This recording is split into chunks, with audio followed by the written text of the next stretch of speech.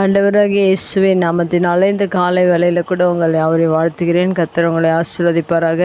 இந்த நாளிலே கூட நீதிமொழிகள் 28ஆம் அதிகாரம் 13ஆம் வசனத்தை கூட வாசித்து தியானிக்கலாம்.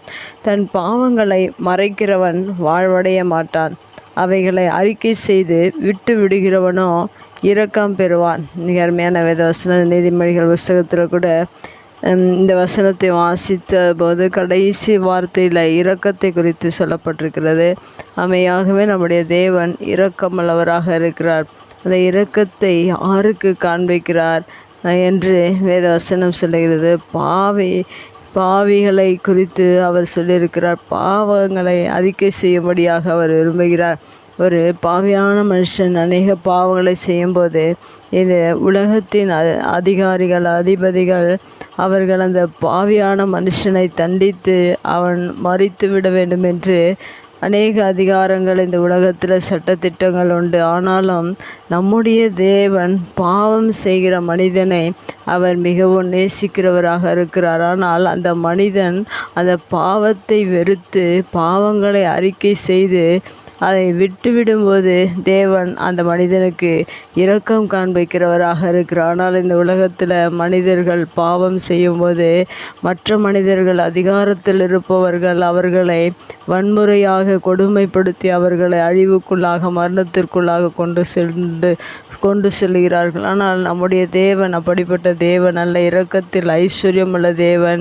ஒருவேளை நம் அநேக பாவங்களை செய்து அந்த பாவத்தின் நிமித்தம் குத்தப்பட்டு அநேக வேதனையிலும் வருத்தத்திலும் கண்ணீரிலும் வாழ்ந்து அநேக பாவத்தின் நிமித்தமாக அநேக காரியங்கள், சாபங்கள், வியாதிகள், போராட்டங்கள் உங்கள் வாழ்க்கையில் இருக்கும் என்றால் அந்த பாவத்தை நினைத்து நீங்கள் வேதனைப்பட வேண்டாம். அந்த பாவத்தை வெறுத்து அதை அறிக்கை செய்து விட்டு விடுவீர்கள் என்றால் நம்முடைய தேவன் உங்களுக்கு இரக்கத்தை காண்பிக்கிறவராக இருக்கிறார். இன்று அநேக மனிதர்கள் பாவங்களை செய்து அழிந்து கொண்டிருக்கிறார். தனக்குத்தானே அந்த பாவங்கள் குத்தப்பட்டு ஒவ்வொரு மனிதனுடைய இருதயத்திலும் சமாதானத்தை இழந்து அழிந்து கொண்டிருக்கிறார்கள். அப்படிப்பட்ட மனிதர்களை தேவன் மிகவும் நேசிக்கிறவராக இருக்கிறார். அந்த மனிதன் பாவத்தை வெறுக்கும்போது அந்த மனிதனுக்கு இரக்கத்தை காண்பித்து அவனை வாழ வைக்கிற தேவன், ஆசீர்வதிக்கிற தேவன், அந்த மனிதர்கள் மேல் அநேக நன்மைகளை, ஆசீர்வாதங்களை கொடுத்து இந்த பூமியில் வாழ வைக்கிற தேவன். அதனால் நாம் எந்த காரணத்தை கொண்டும் பாவங்களை மறைத்து வைக்காதபடிக்கு அவைகளை அறிக்கை செய்து தேவனிடத்தில் அந்த பாவத்தை செய்யாதபடிக்கு விட்டுவிட வேண்டும் என்று ஆண்டவர் விருப்பமுள்ளவராக இருக்கிறார். இப்படிப்பட்ட அன்பான தேவன் நமக்காக சிலுவையில் மரித்து தன் ஜீவனையே கொடுத்திருக்கிறார். அப்படிப்பட்ட அன்பான ஒரு தேவன் இந்த உலகத்தில் நமக்காக வந்து மனிதனாக பிறந்து நமக்காக இந்த காரியங்களை எல்லாம் அவர் செய்திருக்கிறார். அவருடைய அன்பை ஒரு நிமிடம் நினைத்து பார்க்கும்போது நாம் தேவனுடைய இரக்கத்தை பெற்றுக்கொள்ள முடியும். நம்முடைய பாவங்கள் எல்லாம் நாம் அறிக்கை செய்து ஆண்டவரிடத்தில் ஒப்பு கொடுத்து தேவனுடைய இரக்கத்தை பெறுவோம். கர்த்தர் நம்மை ஆசீர்வதிப்பார். கண்களை மூடி ஜெபிக்கலாம். எங்கள் அன்பு தகப்பனே, தர்மையான வார்த்தைக்காக நன்றி செலுத்துகிறோம். எங்களுடைய பாவங்களை நாங்கள் மறைக்காதபடிக்கு தேவ சமூகத்தில் அறிக்கை செய்யும்போது உங்களுடைய இரக்கம் எங்களுக்கு மிகுதியாய் கிடைக்கிறதுனால, உங்கள் அன்பு கிடைக்கிறதுனால நன்றி செலுத்துகிறோம்.